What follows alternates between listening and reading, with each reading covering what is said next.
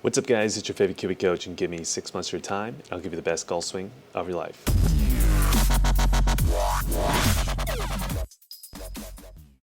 So welcome back to the channel. In this particular video, we have a very interesting professional golf swing analysis video today because this could be the Collin Morikawa before Collin Morikawa. I'm sure you guys might not have heard of this player. Maybe some of you guys have, but this will be probably by far one of the most interesting professional golf swing analysis we do. So let's go ahead and jump in. But before we get into the video, I want to give a quick shout out to our sponsor, and that is Kiwi Golf Japan. If you're too busy or you just can't make it out to our locations for lessons, Kiwi Golf Japan is the membership site for you. With over 220 plus videos of golf instruction, we have everything on the site you could possibly want.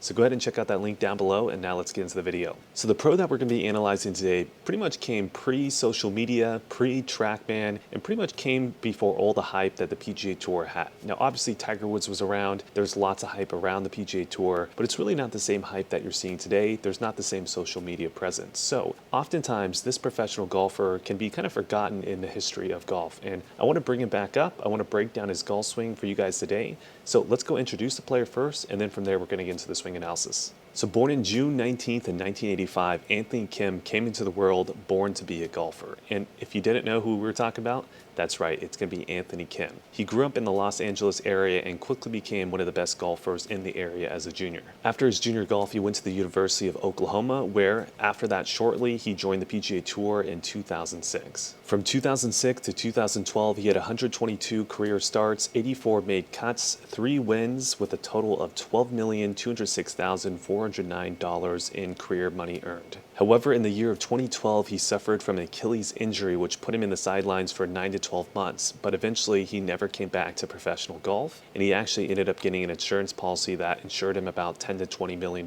worth for that insurance policy. And since then, he's played golf, but he hasn't been playing professionally, and pretty much the golf world doesn't even recognize him anymore. To put it into perspective of how great a ball striker Anthony Kim was, during a clinic that him and Tiger Woods were putting on together with Nike, Tiger Woods actually sat out most of the clinic to just watch Anthony Kim hit golf balls and also ask him questions on what he's doing with his golf swing, what he's trying to do. So it just goes to show you Anthony Kim was an elite level ball striker that probably not a lot of you guys know. So in this particular analysis, we're going to be taking a look at his swing from the down the line view and face on view. We're going to go over some major highlights that I think that you should also be thinking about in your golf swing. We're going to talk about why he's such a great ball striker. So let's go ahead and jump in. So Anthony Kim was most famously known for hitting a little bit of a fade, and he drew some comparisons of Ben Hogan. A lot of the golf analysts would always talk about how the move that he had was pretty similar to Hogan, and again, the main reason why was because Anthony Kim really liked to hit a fade most of the time. So keeping that in mind, in this particular video, we're going to be taking a look at what the club shaft is doing throughout the backswing and the downswing, because I think that the club shaft movement overall is a great indicator of what you should probably be trying to copy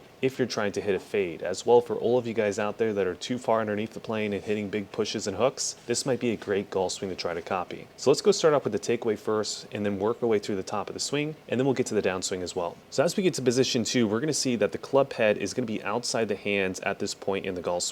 Now, this isn't something that's necessarily needed if you're trying to hit a fade, but I do think it encourages a little bit of a later flattening move towards the top of the swing, which then in turn gets the player a little bit more in a laid off position, and then they tend to want to steepen the club shaft on the downswing, which is a great telltale sign of someone who hits a fade. Now, also, contrary to what you've been taught lately, we can also see that the face angle is really not so shut compared to what you're seeing taught here in modern Japan. Yes, is the face angle slightly closed? Absolutely. However, nowadays you're seeing people taught to get the face angle somewhere right around here, and what you're finding with the best players, you typically don't see that, especially the ones that are hitting a fade. Now, as we start to work our way to P2.5, this is going to be when the club shaft really starts to flatten. However, as we are at P2.5, we're going to find that if anything, the club shaft is quite vertical and not too flat at this point in the golf swing. So if you're one of those people that really get cross the line at the top of the swing, this is actually something we tend to see you guys do. You tend to be a little bit closer to the second white line right here, and you have flattened too early, and then from there towards the top of the swing, you guys actually start to get cross because the center mass of the club head likes to align to the center mass of the hands. However, this time it's going to align towards the top and then probably overdo, and you're going to get crossed at the top. So what you're going to find with a lot of players who are slightly laid off, if anything, they're going to be a little bit more on the vertical side, like Anthony Kim is doing right here,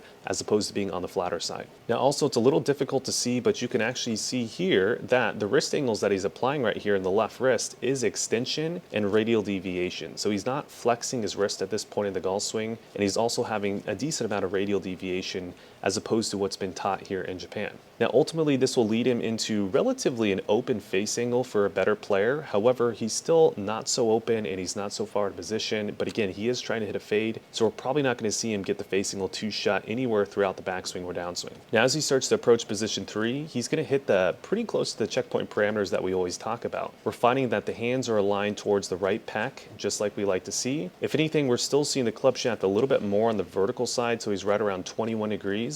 So he's going to be one of those players that flattens later in the swing, which you're going to see here in a second, but he's pretty much in the same exact parameters that we like to see at position 3. You can even see that the elbow here is quite tucked, right? It's more so in an external rotation fashion as opposed to internally rotated. And a lot of the things that I'd like to see in a golf swing, he's actually doing at this point in the swing. Now, just like I said before, as he starts to work up towards the top, now we're going to see the club shaft really start to flatten as he approaches P4. And another thing that Kim is kind of known for, similar to like a John Rahm or a lot of the faders of the golf ball, tends to get the lead arm a little bit lower than the shoulder line, tends to get a little bit of a shorter swing. As well, the club head height is quite high, right? So he's not getting a lot of radial deviation at the top. And again, this is something that you see with the best iron players in the game.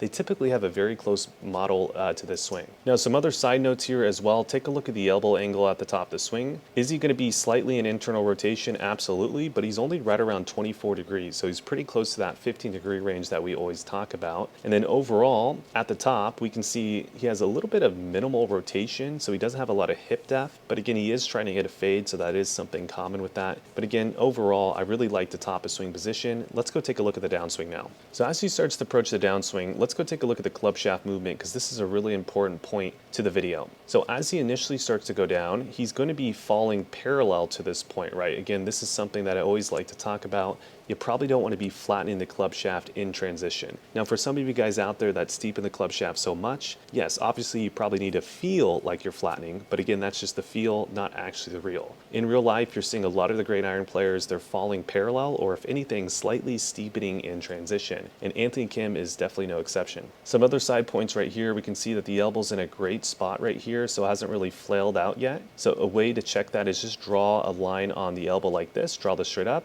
He's right around 50 degrees, right? Which a lot of you guys out here in lessons I'm seeing are closer to this 85-degree range. So he hasn't allowed that elbow to work too far towards internal rotation. As the club shaft is falling parallel to the ground, he's doing a great transition move. Now, as he starts to approach position 5.5, we're now going to see that the club shaft is still falling parallel. However, these two lines are much closer together than the transition lines, right? So the club shaft is actually starting to almost steepen during that section. Then as he continues to come down, this is really when you're going to start to see the club head start to move out towards the golf ball. These lines are getting closer and closer together. If anything, he is steepening at this point. And then as he starts to approach kind of P5.75, you're really starting to see the club head pitch out towards the golf ball and not lay down, right? This is a common telltale sign of someone who hits a fade when you're going to see this club shaft position really close to kind of this look right here. Now, another interesting point is take a look at the face angle. Now, this was back in right around kind of 2008 to 2006 was when he was really at his height. There wasn't a whole lot of people talking about getting the leading edge more this way, right? There wasn't a whole lot of talk of low rated closure at that point. So maybe if he had kind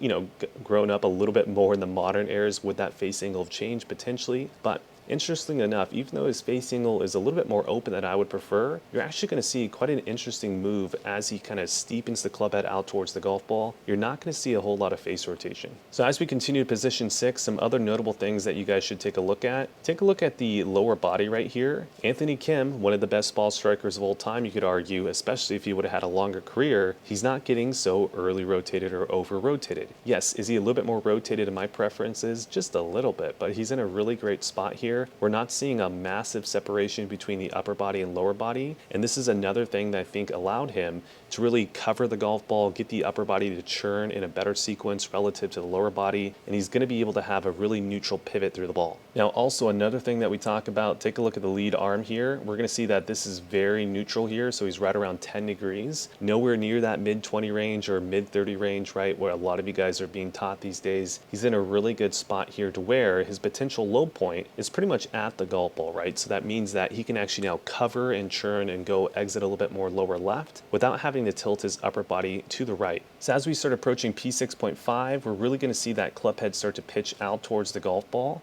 All right, that's it for you guys on YouTube, but before you guys click off the video, let me give you some quick wrap-up points. So unfortunately, Anthony Kim has definitely been a forgotten golfer, but there's a lot of great motions that he has throughout his golf swing. So I really want you guys to focus in on the club shaft movement on the backswing. As you can see, the club shaft was not getting too flat too early. As well, he was adding on quite a bit of radial deviation a lot earlier than what you're probably being taught. So if you're trying to get rid of underneath the plane, if you're struggling with big pushes and big hooks, this might be a great backswing movement to try to incorporate into your swing. Get the club shaft, if anything, slightly vertical on that P2, P2.5 section, and then from there actually start to flatten it as you approach the top of the swing. Most likely what that's going to happen is you're going to lower the club shaft and then steepen the club shaft out towards the golf ball right around that P5 section, and you're going to get less underneath the plane, and you're going to have to start probably starting the golf ball more in line and getting rid of all the stuff that you want to get rid of. If you're still struggling with this, well then check out the Kiwi Coach 6-month program. We have online Kiwi Coach 6-month program and physical location Kiwi Coach 6-month program. So check out that link down below. We'd love to see you in lessons. Other than that, like, comment, subscribe, share, all that good stuff, and I'll see you guys in the next video.